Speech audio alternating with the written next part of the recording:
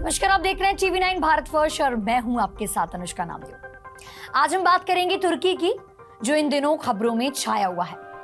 तुर्की जो अपने इतिहास, संस्कृति और खूबसूरत पर्यटन स्थलों के लिए जाना जाता है, हाल ही में कुछ विवादों के कारण भी सुर्खियों में है। चाहे वो अंतर्राष्ट्रीय राजनीति में तुर्की की बढ़ती भूमिका हो, जैसे सीरिया या यूक्रेन रूस विवाद में उसका रुख, या फिर देश के अंदर चल रहे अवैध कारोबारों की खबरें, तुर्की हर तरफ चर्चा में है। खास तौर पर तुर्की में अवैध जुआ, ड्रग्स, तेल और शराब का कारोबार तेजी से फैल रहा है, जिससे सरकार और समाज के लिए बड़ी चुनौती खड़ी करती है। आइए आपको बताते हैं कि आखिर ये अवैध धंधे कितने बड़े पैमाने पर चल रहे हैं और इनका तुर्की पर क्या असर पड़ रहा है। तुर्की एक ऐसा देश जो यूरोप और एशिया के बीच का पुल है, लेकिन इस खूबसूरत देश के पीछे काला सच भी छिपा है। यहाँ जुआ, ड्रग्स, तेल और शराब का अवैध कारोबार तेजी से बढ़ रहा है।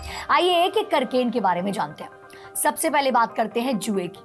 तुर्की में जुआ कानूनी तौर पर प्रतिबंधित है, लेकिन ऑनलाइन जुआ एक बड़ा धंधा बन चुका है। हाल ही की एक रिपोर्ट के मुताबिक तुर्की में करीब 2,33,000 अवैध जुआ वेबसाइट चल रही हैं। ये वेबसाइट्स न सिर्फ युवाओं को लत की ओर धकेल रही हैं, बल्कि माफियाओं के लिए भी पैसा कमाने का आसान जरिया बन गई हैं। सरकार ने इनके खिलाफ कार्रवाई की कोशिश की, लेकिन इनकी संख्या इतनी ज्यादा है कि पूरी तरह रोक पाना मुश्किल हो रहा है। अब बात करते हैं ड्रग्स की। तुर्की ड्रग्स तस्करी का एक बड़ा केंद्र बन चुका है। यूरोप और एशिया के बीच इसकी भौगोलिक स्थिति इसे तस्करों के लिए मुफीद बनाती है। कोकेन, हेरोइन और सिंथेटिक ड्रग्स जैसे मेथाम्फेटामाइन की तस्करी यहां आम है।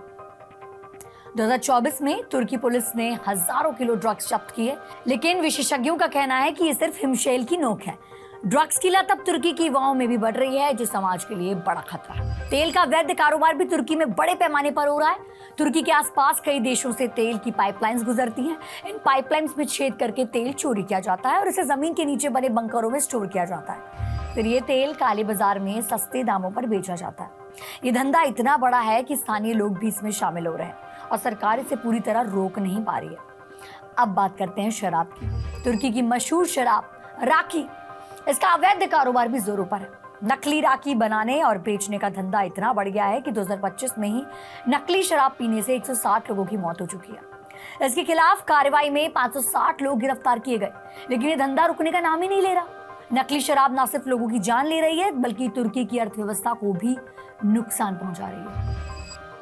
तुर्की सरकार इन अवैध कारोबारों को रोकने की कोशिश कर रही है, लेकिन कई लोग मानते हैं कि सरकार की मंशा पूरी तरह साफ नहीं है। भ्रष्टाचार और माफियों के साथ मिली भगत की खबरें भी सामने आती रहती हैं। इन धंधों ने तुर्की की छवि को नुकसान पहुंचाया है और समाज में अपराध को बढ़ावा दिया है। लेकिन तुर्की सिर्फ इन काले कारोबारों का देश नहीं है। यहाँ के लोग और सरकार अगर मिलकर काम करे तो इन अवैध धंधों पर काबू पाया जा सकता है। तुर्की का भविष्य उज्जवल है, बशर्ते सही दिशा में कदम उठाए तो।